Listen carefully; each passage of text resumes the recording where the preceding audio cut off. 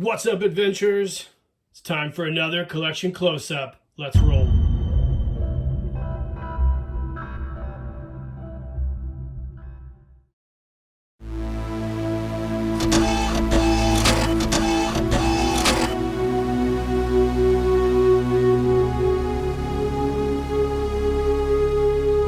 Keep living the adventure. Axis of awesome. What is up, adventurers? Welcome to another collection close-up. I think this is one you guys are really going to enjoy. So these are my GI Joe Millennium Series collection figures. Way back in the late 90s, Hasbro was hitting its stride with the relaunch of the 12-inch GI Joe figure, and they were starting to peak around this time. The late 90s saw, a reinvigoration of GI Joe in a massive way. I mean, we had all sorts of figures in that era.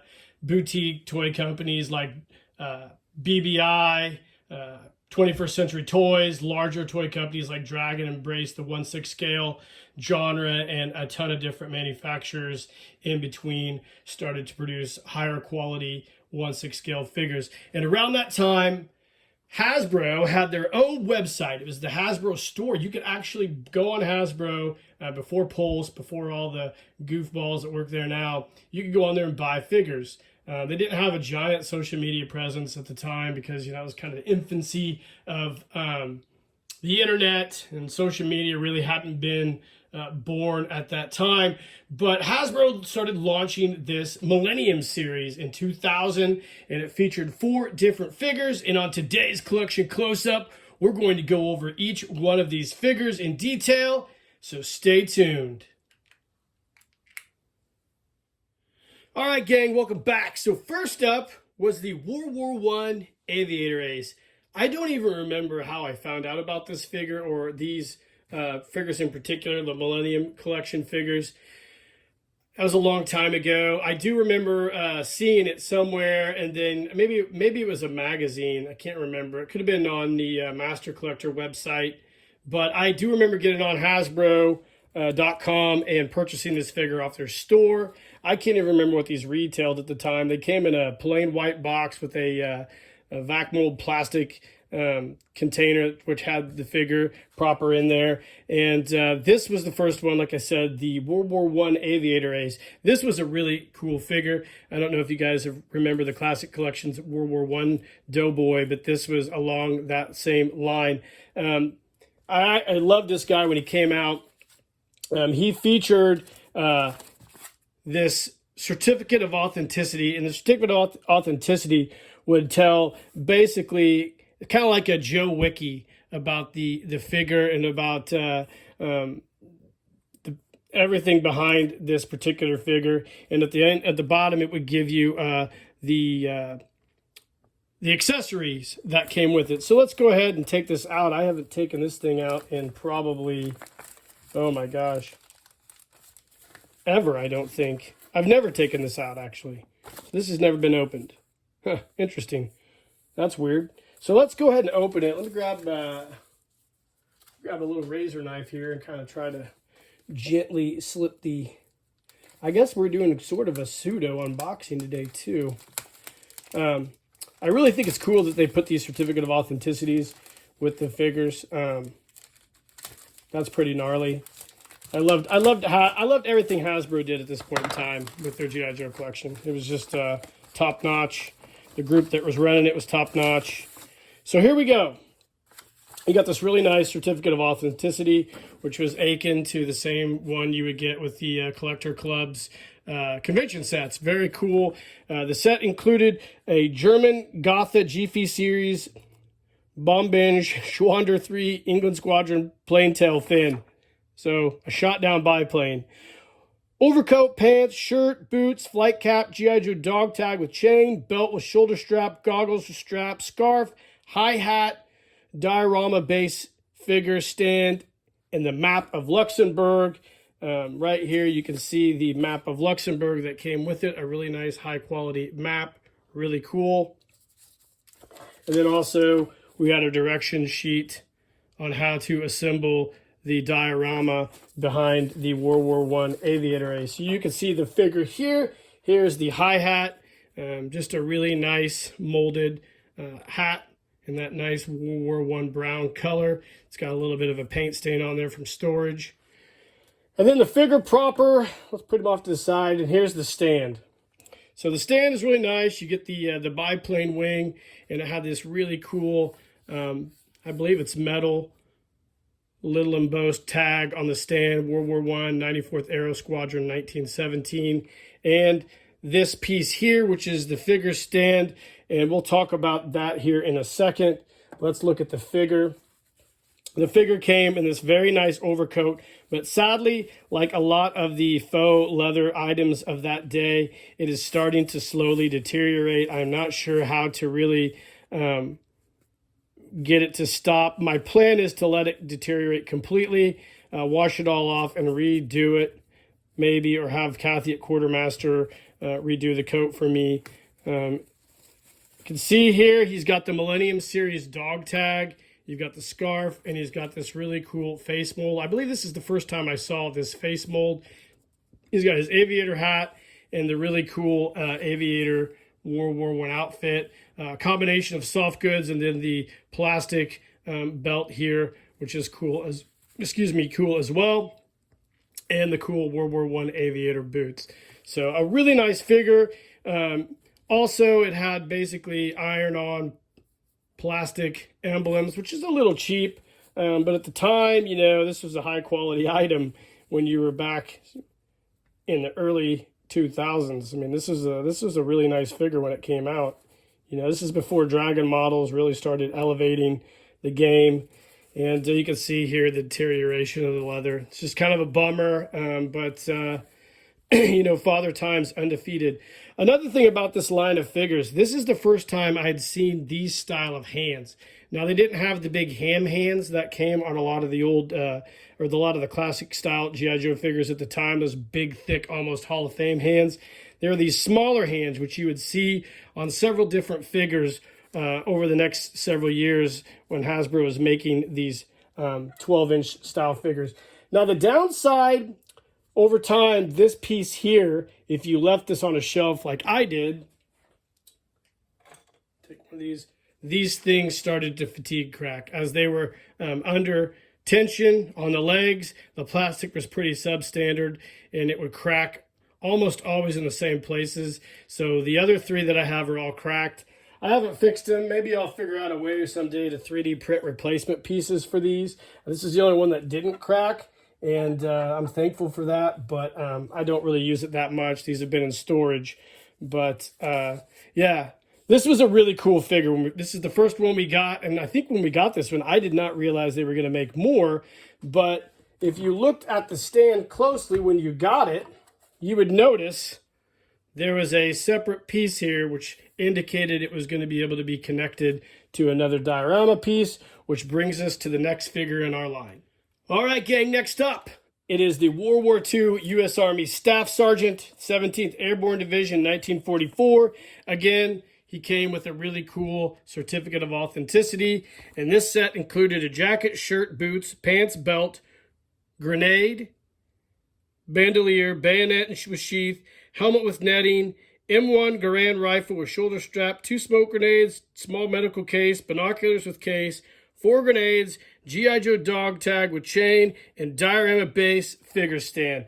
When we got this figure, I was super stoked. This was a really, really cool figure.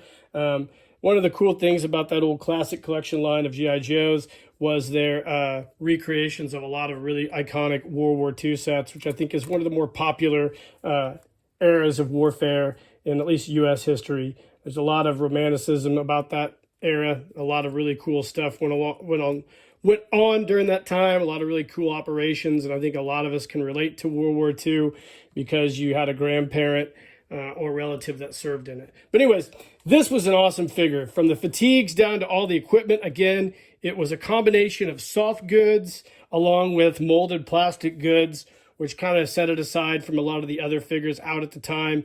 With Hasbro, you had the bayonet here, which comes out and attaches to your M1 Garand rifle, which I think is really cool. Just like the old GI Joes with their M1 Garands. Not nearly as detailed. The knife for this one's a little bit bigger, kind of clunky, but that's okay. You had your smoke grenades, which I think this is the first time I saw smoke grenades come with a GI Joe figure. Binoculars case with binoculars, and then you had your other molded gear as well. You can see I've got a couple paint stains on there. The helmet was really, really cool, and the head sculpt was cool. I don't know if this head sculpt was used again. I believe it probably was. I don't remember it, but I'm sure it was used in some of those later World War II lines. But you see he's got the weathering on his face, the dirt, and underneath his airborne Ranger outfit or BDUs, he's got a collared shirt. Again, same style of hands as the World War I figure. Those weird in-betweener hands. They can't really do much. You can't do a lot of action poses with them, just kind of a glorified mannequin style hand. But the helmet was highly detailed. It had the netting and the really cool pouch, really cool pouch here. And I really enjoyed this figure. This is a cool ass figure. And you can see the diorama base here is a blown out building. And of course, another base here that says World War II, Staff Sergeant 17th Airborne, Belgium, 1944. And again, it has a piece here to connect onto the World War I diorama, and then another piece that would be able to be connected on to our next figure in this series.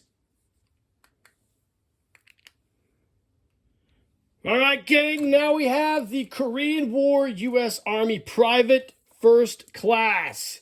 Now, the first two figures I felt kind of knocked it out of the park. But this next figure was a little bit, I consider it to be a little bit, adjust the camera here a little bit underwhelming in some ways. You can see the certificate of authenticity here. Again, Korean War U.S. Army Private First Class tells another story. And it came with a parka pants, field pack shirt, boots. Parka pants, field jacket, shirt, boots, M1951 Pile field hat, scarf, GI Joe dog tag with chain, heavy gloves, helmet, M14 carbine rifle, that is not correct, rifle clip, tent wall, tent rope display, base figure, leg clip, and nameplate. Now, I had to go back and look. The M14 was not in service during that time. That was later on. The M1 Garand was used during Korea, and I looked this figure up, and he came with an M1 Garand. I didn't have it in my storage of him, so I went and got one. So I'm pretty sure that's what he came with from photos I found on the internet. So this was kind of the first misstep by Hasbro in this line. It wasn't very authentic. There was never a rifle, I don't think, called an M14 carbine. I don't believe. I could be wrong, but I remember it was the M14 rifle used prior to the M16. And I thought maybe an M1 carbine might have came with him, but no, it says M14 carbine rifle with clips. So I could be wrong on that. Maybe I am. Somebody who's a weapons expert out there, let me know. But anyways, he came with this rifle here, I think. So that's what we're going to go with for this review. And the figure, like I said, was a little underwhelming. He was just a standard figure in Korean War winter gear. You've got the mittens, boots with snow powder on there. You had the figure, you had his winter cap, and underneath the figure, he had a really nice Korean War era set of clothes, gloves, but just, you know, kind of underwhelming. And then a unique head sculpt. Obviously, we've seen that head sculpt as well in certain GI Joes, I believe, down the road with some of their World War II figures.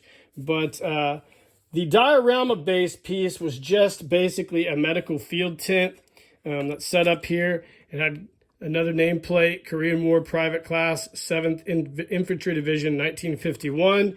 And then it had this tent that at the time you could take and stick it in here like so. But this rope doesn't stay in there. It'll pop out here in a second. That was kind of a downside to this figure as well. I just kind of felt like this figure was not the best quality and kind of rushed through in that third installment of the Millennium Series collection. And that brings us to our next figure coming up.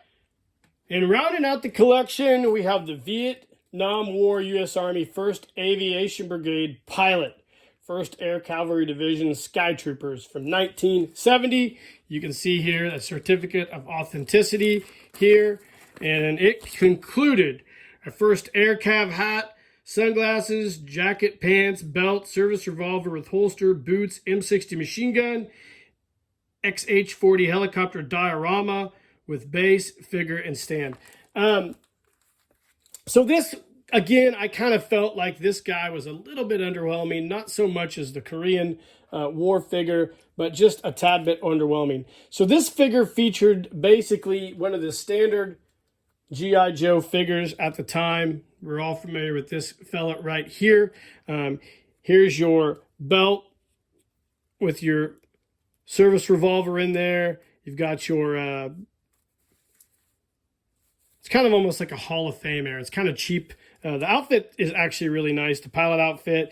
He's got the kind of Robert Duvall style hat from Apocalypse Now. And he also came with a pair of sunglasses, which didn't really fit him very well. Those old GI Joe sunglasses were kind of garbage. I had to keep the rubber bands from those figures and kind of attach them to the back of their head like so to get that stuff to stay. Standard set of Vietnam boots.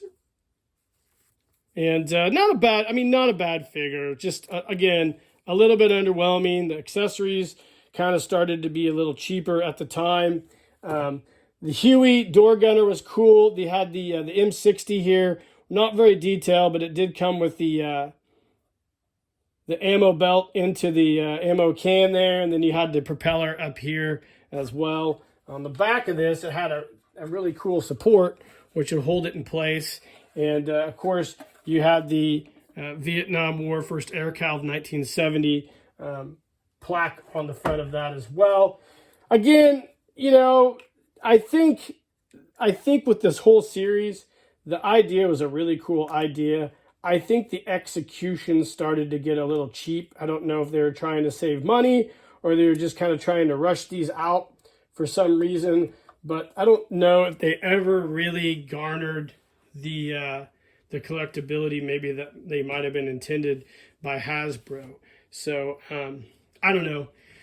Like I said, I really enjoyed the first two figures. The second two were a little bit of a Debbie Downer for me.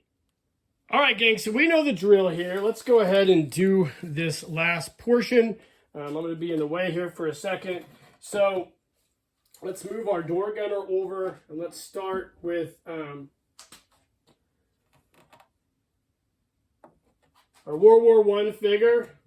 We're going to put the dioramas on first. This base would just kind of fit on top of this portion here and make it easy to lock together.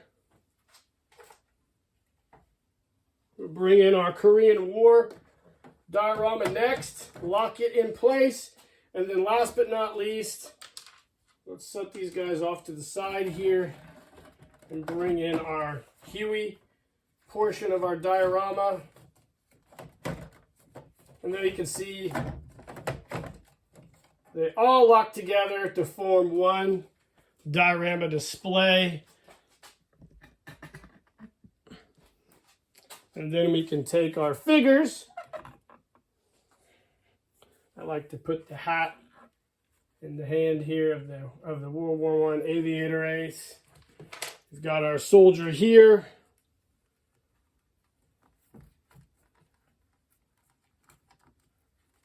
I think you could probably put him like so. He's got his grenade in one hand. We could put his rifle there.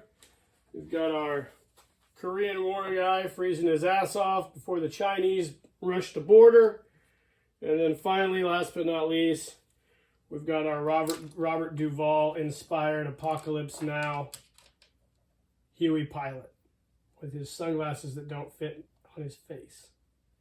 So yeah, a really, really, really cool concept. I think it was cool of Hasbro to do this at the time, to be honest with you guys.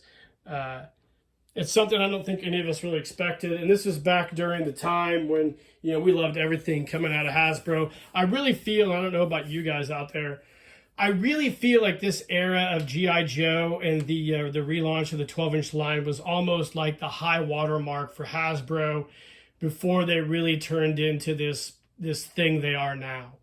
You had great people, in my opinion, working on all the different toy lines. You had a lot of people who love toys, who love passion, who are familiar with a lot of the lore. A different generation of people, Generation X people and older, really bringing together a lot of really cool concepts. And that was, in my opinion, almost like the golden age of GI Joe again, right? And we got really cool sets like this. Even if I'm not inspired by some of the portions of it, I really love this set, and I think it's a really cool piece, and it's definitely worth having in a collection, and I'm glad I have it in mine. Like I said, the only downside to it, you know, these things broke, which is no big deal. With the advent of 3D printing, you can always redo those, no biggie. Some of the accessories, you had a combination of accessories that kind of didn't fit as far as size-wise concerned. Some are a little cheaper than others, but all in all, I think it's a really great series. The Millennium Series is really cool, and again, the certificates of authenticity that you got with all these were really cool as well, and I think it's a special set, and I'm glad that I own it. Guys, let me know in the comments what you think of this set. If you have it, definitely let me know about the figure here. If the M1 Garand came with him, like I'm sure it did. If not, correct me on that. Like and subscribe to the page. Hit that notification icon. I will be doing more videos in the future as I go through my collection of GI Joes and share them with you. I hope you enjoyed this collection close-up, guys. And in the meantime, keep living the adventure, and cheers.